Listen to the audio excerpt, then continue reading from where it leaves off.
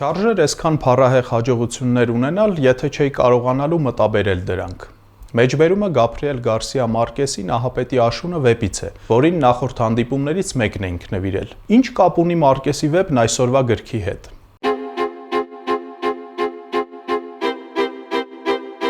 Դանիել Քանեմանը հրեական ծագմամբ ամերիկացի տնտեսագետ եւ հոգեբան է, ով 2002 թվականին արժանացել է Նոբելյան մրցանակի վարքագծային տնտեսագիտության ոլորտում իր աշխատանքների, հատկապես անորոշության պայմաններում որոշումների կայացման վերաբերյալ հետազոտությունների համար։ Նրա «Մտածողություն, արագն ու դանդաղը» գիրքը հրատարակվել է 2011 թվականին եւ անմիջապես դարձել բեսթսելլեր։ Գրքում մտածողության երկու համակարգ է նկարագրված՝ համակարգ 1 եւ համակարգ 2։ Համակարգ 1-ը գործում է ինքնաբերաբար եւ արագ, քիչ ջանք կամ գրեթե առանց ջանք գործադրելու եւ առանց կամային վերահսկողության։ Համակարգ 2-ն ուշադրությունը տեղափոխում է ջանք պահանջող մտավոր գործունեության վրա, ներառյալ բարդ հաշվարկները։ Համակարգ 1-ն օրինակ կատարում է հետեւյալ պարզ եւ ինքնավար գործողությունները։ Որոշում է, թե մեզ տեսանելի երկու առարկաներից որն է ավելի մոտ տեղակայված։ Դիմացինի ձայնում առկա թշնամանքն է զգում։ Պատասխանում է 2 գումարած 2 հավասար է բնույթի հարցերին, մեքենա վարելիս թարթիչն է միացնում եւ այլն։ Այս ամենն իրականացնելը մեծ ջանք չի պահանջում։ Գործողություններն ինքնաբերաբար են կատարվում կամ տեղի ունենում համակարգ 1-ի գործունեության շնորհիվ։ Համակարգ 2-ի գործողությունները հակառակը պահանջում են ջանք եւ կենտրոնացում։ Օրինակ, երբ փորձում ենք մտաբերել փողոցում պատահաբար հանդիպած վաղեմի ծանոթին։ Խանութում համեմատում ենք 2 փոշեկուլ, ըստ արժեքների եւ որակի դրանցից մեկը գնելու համար։ Կամ ինչ որ մեկի խոսքի տրամաբանական հակասություններն ենք փորձում բացահայտել եւ հակադարձել։ Թեև մարդիկ իրենց նույնացնում են համակարգ 2-ի հետ, այսինքն գիտակից, բանական եսի, որն ունի համոզմունքներ, ընտրության հնարավորություն եւ որոշում է ինչ անել, սակայն մեր բազմաթիվ գործողությունների շարժիչ ուժն իրականում համակարգ 1-ն է։ Այն առանց ավելորդ ջանքերի ստեղծում է տպավորություններ ու զգացողություններ, որոնց վրա հիմնվում է համակարգ 2-ը, համոզմունքներ ձևավորելիս ու գործողություններ կատարելիս։ Ինչու է այդպես։ Որովհետև ծուլությունը մարդկանց բնության կարևոր հատկանիշներից է։ Մտավոր ջանքը դժվար է եւ էներգատար, հաճախ տհաճ։ Ուստի համակարգ 2-ը հետևում է նվազագույն ջանքի կանոնին։ Երբ կա նույն նպատակին հասնելու մի քանի ուղի, պետք է ընտրել ամենաքիչ ջանք պահանջողը։ Այսպիսով համակարգ 1-ն ինքնաբերաբար աշխատում է, իսկ համակարգ 2-ը խնայում է ուժերը եւ ծույլ կարգավիճակում է։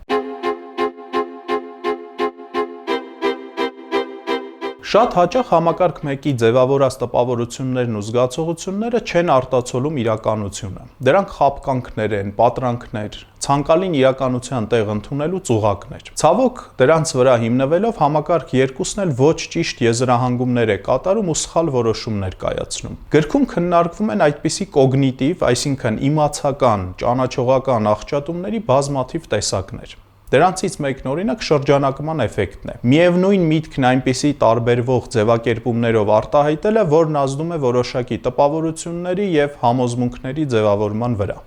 Օրինակ, տարբերակ 1. Վիրահատությունից հետո առաջին ամսվա ընթացքում ողջ մնալու ցուցանիշը 90% է։ Տարբերակ 2. Վիրահատությունից հետո առաջին ամսվա ընթացքում մահացության ցուցանիշը 10% է։ Երկու նախադասությունն էլ միևնույն միտքն են արտահայտում։ Երկուսի դեպքում էլ թե մահվան, թե ողջ մնալու նույն հավանականություններն են։ Սակայն առաջինի դեպքում շեշտադրված է դրական ելքը, ողջ մնալու հավանականությունը, իսկ երկրորդի դեպքում բացասական ելքը, մահվան հավանականությունը։ Փորձերը ցույց են տվել, որ առաջին ձևակերպումը լսելու կամ կիրառելու դեպքում բժիշկների 84%-ն է ընտրում վիրահատությունը որպես բուժման միջոց, իսկ երկրորդ ձևակերպման դեպքում բժիշկների միայն 50%, այսինքն 34%-ով քիչ։ Հետաքրքիր է, որ նույն մտքի տարբեր ձևակերպումներն ազդում են անգամ մասնագետների, բժիշկների որոշումների վրա։ Հիմա պատկերացրեք, թե առևտուր անելիս կամ որևէ ծառայություն ընտրելիս որքան հաճախ են մարքեթինգային հնարներն ազդում մեր ընտրության վրա։ Թթվասերը 97%-ով զերծ է վտանգավոր մանրէներից, թե թթվասերը 3% վտանգավոր մանրէներ է պարունակում ձևակերպումները նույն բանի մասին են, նույն միտքն են արտահայտում, բայց խանութում դրանք մեզ հակադիր ուղղություններով կտանեն։ Մի դեպքում կգնենք թթվասեր, մյուս դեպքում հեռու կմնանք։ Ըստ Քանեմանի, երբ հարցը բարդ է եւ տեսանելի լուծում չկա, ինտուիցիան միևնույն է, փորձում է լուծում առաջարկել։ Պատասխանն անմիջապես ծագում է մտքում, սակայն այն ի սկզբանե տրված հարցի պատասխանը չէ։ Ենթադրենք ինչ-որ մեկը հետեւյալ երկընտրանքի առջև է կանգնած. Արժի արդյոք ձեռք բերել Ford ընկերության բաժնետոմսեր։ Արժեթղթերի շուկային անծանոթ մարդու համար այս հարցը բարդ է, չգիտի էլ ինչպես պատասխան փնտրել։ Եվ ահա ակտիվանում է մտածողության համակարգ մեկը, որն այս դժվար հարցը նենգաբար ու աննկատ փոխարինում է հեշտ հարցով. Հավանում եմ արդյոք Ford-ի ավտոմեքենաները։ Փոխանակ դիմելու համակարգ 2-ին եւ վերլուծելու Ford-ի բաժնետոմսերի եկամտաբերությունը, հուսալիությունը, ռիսկերը եւ այլ ֆինանսական ցուցանիշները, մարդն ինքն իրեն հեշտ հարց է տալիս. Հավանում եմ արդյոք Ford-ի ավտոմեքենաները։ Արժի արդյոք ձեռք բերել Ford ընկերության բաժնետոմսեր։ Եթե Ford-ի մեքենաներն ինձ դուր են գալիս, երևի թե բաժնետոմսերը կգնեմ։ Այսպիսով, ռիսկեր պարունակող գնումը հաճախ իրականացվում է ոչ թե բարդ հաշվարկների ու վերլուծության, այլ առօրեական համակրանք, հակակրանքը կշռելու արդյունքում։ Քանեմանը հարցերի նենգափոխման այս երևույթն անվանում է ինտուիտիվ էվրիստիկաներ, որ ծագում է էվրիկա բառից։ Բարդ հարցի բախվելիս մենք այն աննկատ փոխարինում ենք ուրիշ, ավելի հեշտ հարցով եւ հետո թեթևացած շունչ քաշելով պատասխանում ենք այդ դյուրին հարցին եւ չենք էլ նկատում հարցերի նենգափոխումը։ Փոխարինման մեջ կրկին դեր է խաղում համակարգ 2-ի ծուլությունն ու նվազագույն ջանք գործադրելու ձգտումը։ Դանիել Քանեմանը նշում է, որ առօրյա շփման մեջ մարդկանց ողջամիտ ենք համարում, եթե հնարավոր է նրանց հետ ինչ-որ բան քննարկել, այսինքն նորմալ հաղորդակցվել։ Եվ եթե նրանց համոզմունքներն ընդհանուր առմամբ համապատասխանում են իրականությանը։ Ռացիոնալ բառը սովորաբար զուգորդվում է կշռադատության, խելամտության, հաշվարկի եւ պակաս տաքարյունության հետ, բայց Քանեմանն առաջարկում է ռացիոնալության տարբերվող, այլընտրանքային մեկնաբանություն։ Ըստ նրա, ռացիոնալությունը ոչ թե անձի համոզմունքների եւ նախընտրությունների ողջամտությունն է, այլ դրանց ներքին համապատասխանությունը, մեկը մյուսին ներդաշնակ լինելը։ Օրինակ,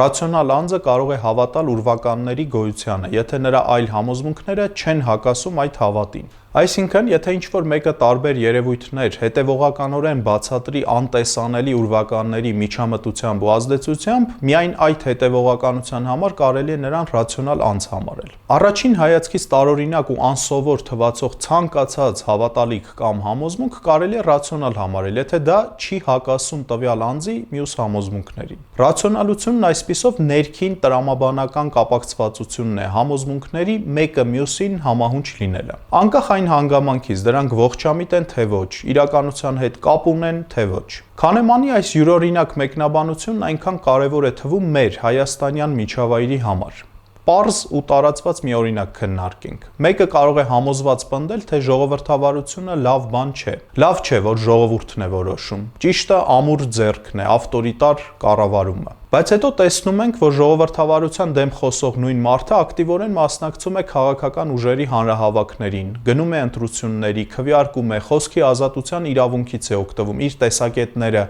հիմնավորելով, պնդելով ու քարոզելով։ Այսինքն, մերժում է ժողովրդավարությունը, վտանգավոր կամ կեղծ բան է համարում, բայց մեծ պատրաստակամությամբ օգտվում է այդ վատ ժողովրդավարության հնարավորություններից։ Ակնհայտ է, որ սրանց միջև հակասություն կա։ Կամ ինչ-որ մեկը հավատում է, որ բարձրյալն է միայն տնօրինում մարդու ճակատագիրը եւ մահվան ստույգ պահը։ Միաժամանակ նույն մարդը խուսափում է, ասենք, սունկ ուտել, վախենալով թունավորումից, կամ մահացու հիվանդություն ունենալով պայքարում է այդ հիվանդության դեմ, բուժում է ստանում։ Եթե առաջին համոզմունքը այն, որ միայն ու միայն Աստված է տնօրինում կյանքի ու մահվան հարցերը, իրական է, եթե կեղծ չէ, ձևականություն չէ, ուրեմն մյուս համոզմունքներն էլ պետք է դրան համապատասխանեն։ Բայց առավել վտանգավոր է համոզմունքների այն աններդաշնակությունը, որ ուրիշներին ուղղված բարոյական կոչեր է պարունակում։ Ինչ որ մեկը համարում է, որ հայրենիքը պաշտպանելը բոլորի, յուրաքանչյուր անձի սուրբ պարտականությունն է եւ քարոզում է դա։ Բայց չի կարծում, թե այդ պահանջն իրեն էլ է վերաբերում։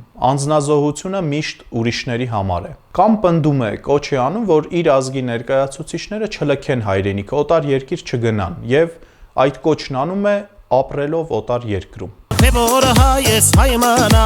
օտար երկիր մի գնա։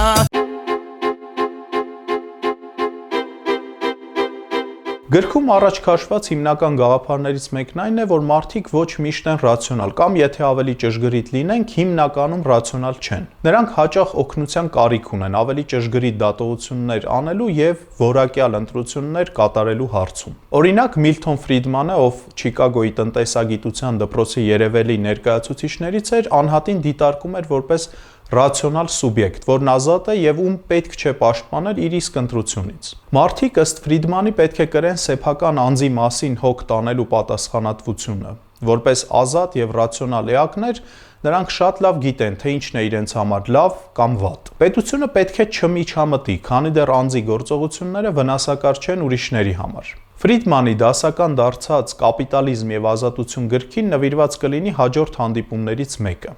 Ի տարբերություն Միլթոն Ֆրիդմանի, վարքաբանական տնտեսագետներն ավելի բարդ են համարում կյանքը։ Նրանց առաջ քաշած համեմատաբար նոր մոտեցումներից է առաջին հայացքից հակասական թվացող մի հիբրիդ՝ ազատական պատերնալիզմը, որ նկարագրված է Ռիչարդ Թալերի եւ Քաս Սանստեյնի «Նաջ» գրքում։ Ազատական պատերնալիզմի շրջանակում պետությունը հարգում է մարդկանց ազատությունն ու ինքնուրույն որոշումներ կայացնելու իրավունքը, սակայն մի փոքր աջակցում է նրանց, ուղղորդելով դեպի արդյունավետ որոշումների կայացում։ Արդեն տեսանք, որ համակարգ 1-ի ճանաչողական աղճատումների պատճառով մեծ է սխալվելու հավանականությունը։ Եվ դրա համար կառավարությունները պետք է օգնեն մարդկանց կայացնելու ճիշտ որոշումներ, կամ այնպես անեն, որ սխալվելու հնարավորությունները քիչ լինեն։ Անգլերեն nudge հասկացության բառացի թարգմանությունն է հրել, այսինքն խթանել, աջակցել, նպաստել։ Օրինակ, եթե ի սկզբանե մարդկանց տրված լինի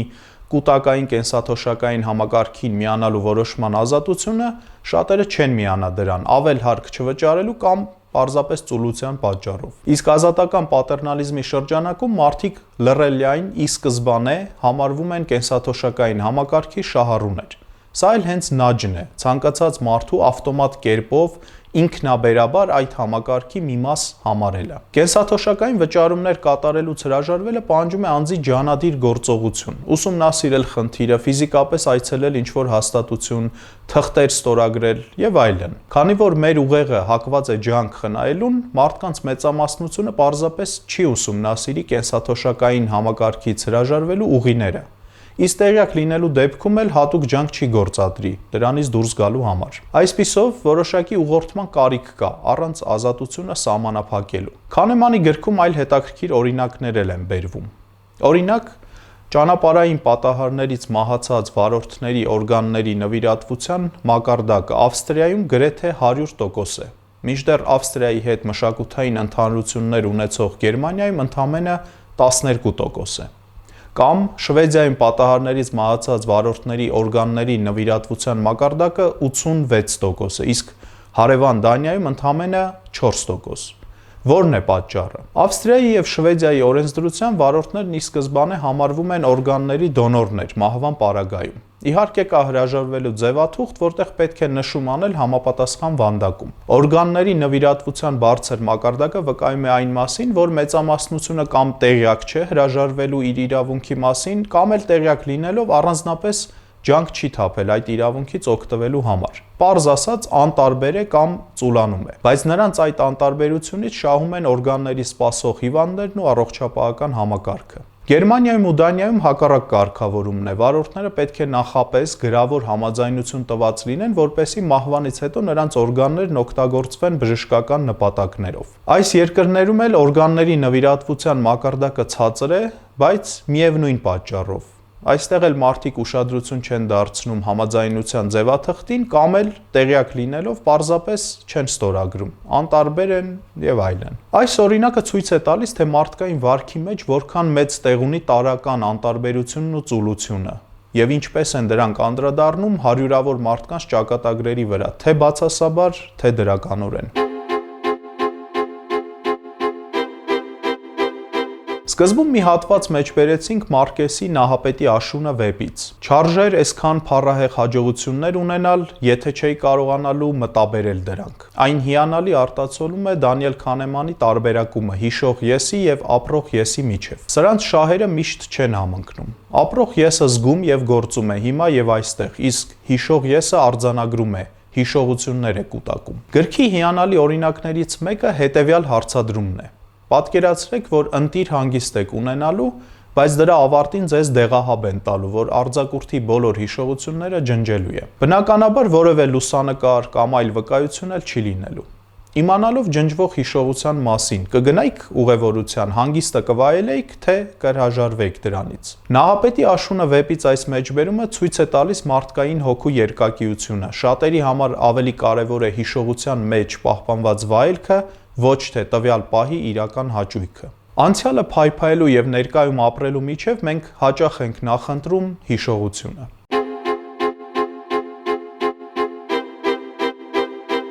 Քանեմանի գիրքն արժեքավոր է անձի կոգնիտիվ կարողությունների զարգացման եւ ընդհանրապես կրթության ոլորտի համար։ Գրքի դասերից մեկը հետեւյալը կարող է լինել. կրթությունն այնպես է պետք կազմակերպել, որպեսզի սովորողները պատասխանեն հենց դրված հարցերին եւ չփոխարինեն դրանք հեշտ կամ դուրեկան հարցերով։ Երբ սովորողը ստիպված է արձագանքելու իրականում առաջադրված հարցերին, զրկվում է խուսանավելու հնարավորությունից։ Նա ստիպված գործադրում է իր մտածողությունը թիրախային ու ջանադիր եղանակով։ Միտքը եւ գիտելիքը զարգանում են իրական ու բարդ խնդիրներ լուծելով, ոչ թե նենգափոխված հեշտ հարցեր քննարկելով։ Իսկ դրա համար պետք է նաեւ, որ սովորեցնողներն իրենք կարողանան համառոտ ու պարզ հարցեր ձևակերպել, սեփական պնդումներն ու կարծիքները չներկայացնեն որպես հարց։ Մի նախադասության մեջ չխցկեն մի քանի հարց, ինչպես սովորաբար լրագրողներն են անում, եւ այլն։ Վերջապես կարևոր է նաեւ լեզվի չակերտավոր վերահսկողությունը։ Եթե խնդիրները ձևակերպելիս կիրառենք հատուկ բառապաշար, պարզ եւ միանշանակ մեկնաբանվող հասկացություններով, դրանով կնեղացնենք մանիպուլյացիայի եւ շփոթմունքի դաշտը։